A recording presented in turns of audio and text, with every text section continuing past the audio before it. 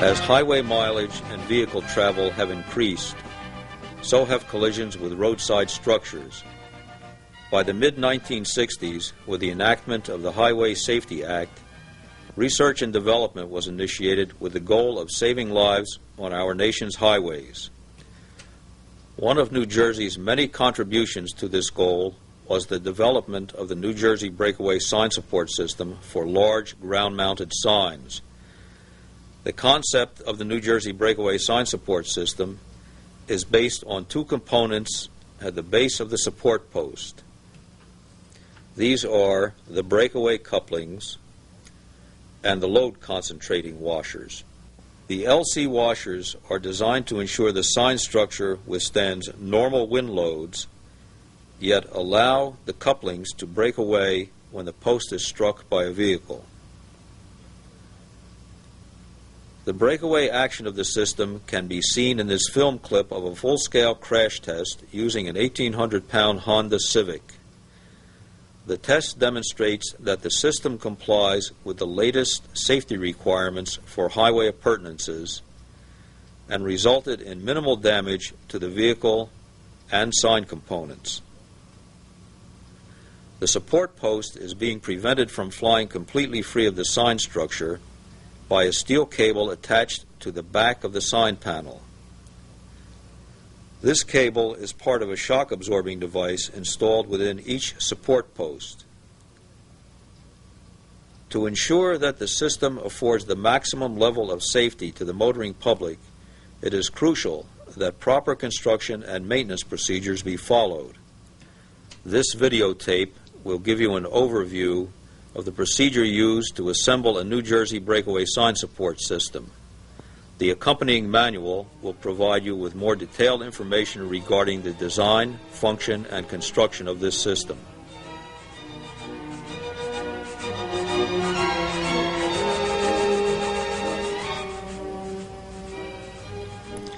Installation of the breakaway sign structure normally begins with the construction of the footing and installation of the anchor bolts. We'll begin here with the placement of the leveling pan. Once the pan is positioned, the breakaway couplings can be installed. A lubricant is first applied to all threaded connections to facilitate the installation and future removal. The breakaway coupling fits on the anchor bolt only one way, with the small end of the taper pointing downward. When a wrench is used to screw down the couplings, make sure that only the lower wrenching flats of the coupling are used, as shown here.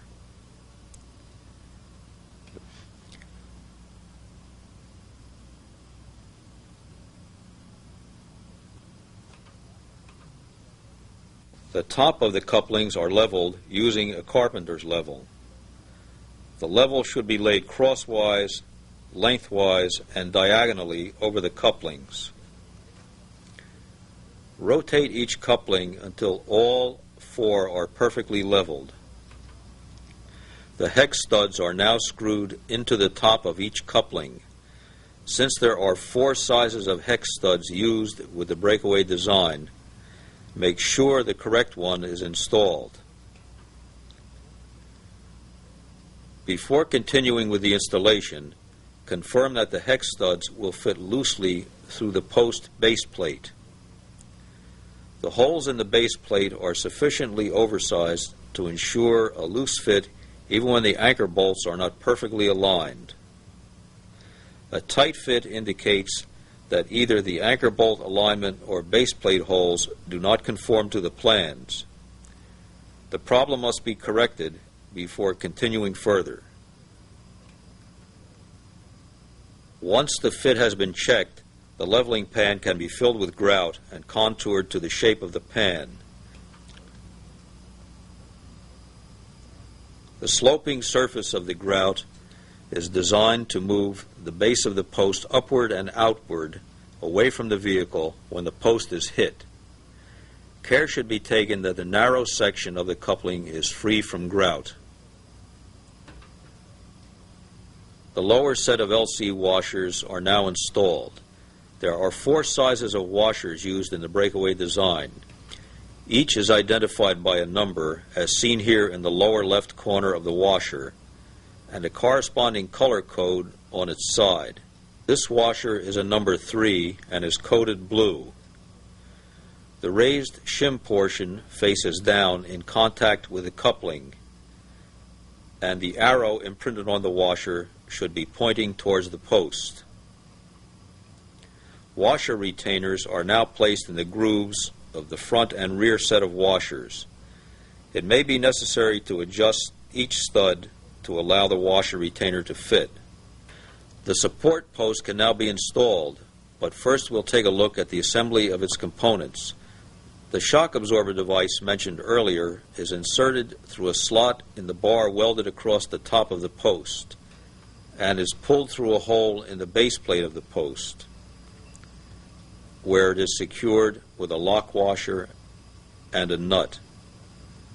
For now, just turn the nut on part way, and we'll get back to it later.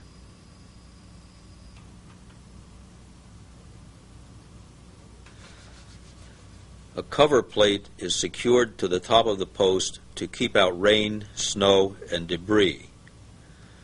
The post to side panel connecting plate is now secured to the channel frame assembly by means of a U-bolt. The channel frame is then positioned over the post as shown, with the shock absorber cable on the side of the channel frame next to the sign in the finished assembly. The pin mounted at the top of the post fits into the hole in the connecting plate. A 2-piece collar is now bolted to the post tube just below the bottom of the channel frame. The small tab welded to the front half of the collar is positioned in front of the larger tab riveted to the bottom of the channel frame. These overlapping tabs prevent the bottom of the sign panel from swinging forward in high winds, but do not interfere with the breakaway function. The shock absorber cable is now looped over the round bar bolted between each pair of channels. The cable is snugged as much as possible and secured with 3 wire rope clamps. The nut at the bottom of the shock absorber is now tightened using a wrench, further snugging the wire rope loop at the top. The cable should be snug enough to ensure the post top pin and plate remain connected during assembly, but not so tight as to activate the shock absorber. With the channel frame firmly attached, the post is lowered over the hex studs, coming to rest over the top of the lower washers. Care should be taken to ensure that there is no lateral pressure put on the couplings. The upper set of LC washers are now positioned, with the eccentric shims now facing upwards, but the arrows still pointing towards the post. Hex nuts are now placed on the studs and tightened. The coupling should be held by a wrench spanning the upper wrenching flats only. There is no torquing requirement. The nuts should be just snugly tightened by the turn of the nut method. Post base shields are bolted to the front and back of the post base. These shields protect the exposed hex stud threads in the event of an impact. The sign panel is now ready for installation. Sign panel clips are inserted into each panel groove and staggered between each side of the channel frame as detailed on the plan sheets. The entire sign panel is then lifted against the channel frames.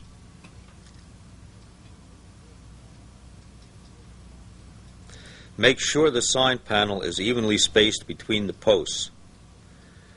The sign panel clips are then pushed against the edge of the channel frame and tightened with a wrench. Once the sign panel has been secured to the frames, a hole is drilled through each post collar and a blind rivet is inserted to keep the collar in place. The installation is now complete. No regular maintenance will be required. Repairs will be made as necessary if the structure is hit. When an impact does occur, the sign will most likely remain supported by the unimpacted post.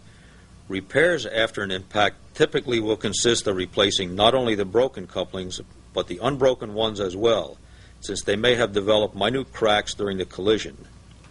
The internal shock-absorbing devices are removed from each post and inspected for slicing. In most cases, only the shock absorber from the impacted post will need to be replaced.